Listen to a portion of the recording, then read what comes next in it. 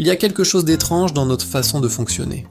Parfois, prendre une décision nous soulage immédiatement, même quand cette décision est mauvaise. Et à l'inverse, ne pas décider peut devenir extrêmement pesant, au point de nous fatiguer plus qu'une erreur assumée. Pourquoi ? Pourquoi le simple fait de choisir nous apaise alors que le résultat peut être négatif ?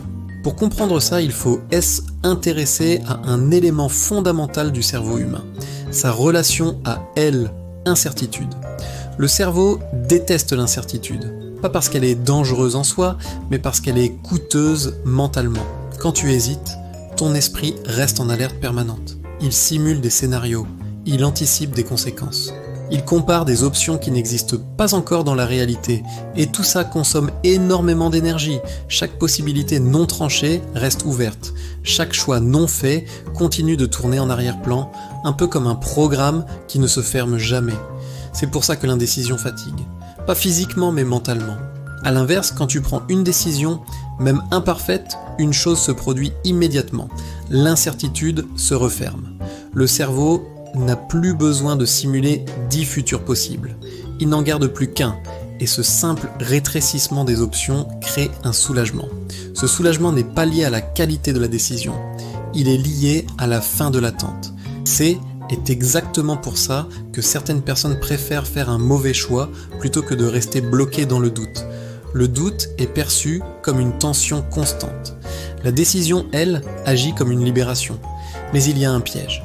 Ce soulagement peut nous donner l'illusion que la décision était la bonne, alors qu'en réalité, elle était simplement terminée.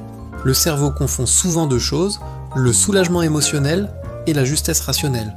Ce sont deux mécanismes totalement différents. Le premier agit immédiatement, le second se révèle avec le temps.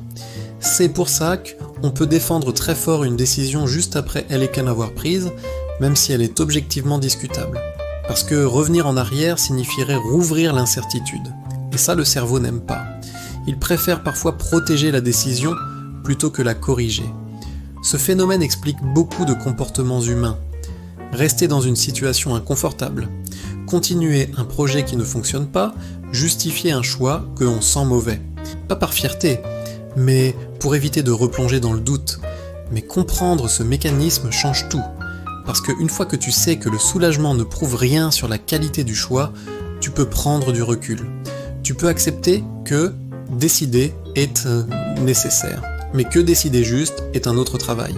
Tu peux aussi apprendre à distinguer « je me sens mieux » de « c'est et réellement mieux ». Et ça, c'est une compétence mentale très rare. Les personnes les plus lucides ne sont pas celles qui prennent toujours la bonne décision. Ce sont celles qui acceptent que le soulagement n'est qu'une étape, pas une validation. Décider, c'est fermer une porte. Réfléchir après, c'est regarder si on a fermé la bonne, et comprendre ça, c'est déjà décider avec beaucoup plus de clarté. On croit souvent comprendre quelque chose juste parce qu'on l'a lu ou entendu. Mais la vraie compréhension est beaucoup plus subtile que ça. Lire un livre, regarder une vidéo ou écouter un podcast donne l'impression que l'information est intégrée. Mais cette impression peut être trompeuse. Le vrai test de la compréhension survient quand il faut expliquer ce que l'on a appris. C'est à ce moment précis que les zones floues apparaissent. Les incohérences deviennent visibles, les oublis sautent aux yeux. Le cerveau humain ne peut pas se contenter de mémoriser passivement. Pour comprendre, il doit structurer l'information, organiser les idées, relier les concepts et transformer les connaissances en un tout cohérent. C'est donc pour cette raison que beaucoup d'enseignants apprennent autant, voire plus, que leurs élèves. En expliquant, ils découvrent les trous dans leur propre compréhension. Chaque élève pose des questions, chaque explication révèle un détail qui avait été ignoré. Ce mécanisme explique aussi pourquoi certains étudiants qui révisent beaucoup échouent encore aux examens. Ils ont accumulé des informations sans les transformer en compréhension réelle. Expliquer force le cerveau à reconstruire l'information. Cela active différentes zones du cerveau qui ne sont pas sollicitées lors de la lecture ou de l'écoute passive.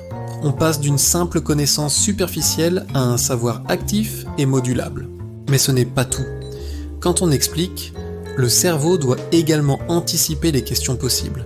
Il doit imaginer ce que l'autre comprend, ce qu'il ne comprend pas, et comment répondre clairement.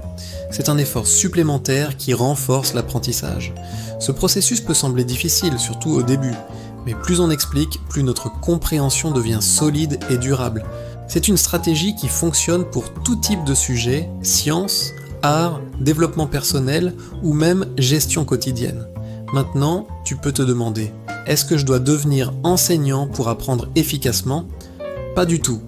Tu peux t'expliquer à toi-même, écrire des résumés, faire des fiches ou simplement raconter le concept à quelqu'un d'autre. Le simple acte de formuler tes idées à voix haute suffit à renforcer la compréhension. Une autre clé est la répétition active. Mais attention, ce n'est pas répéter bêtement. C'est répéter en reconstruisant le raisonnement à chaque fois. Chaque reconstruction corrige les erreurs et solidifie les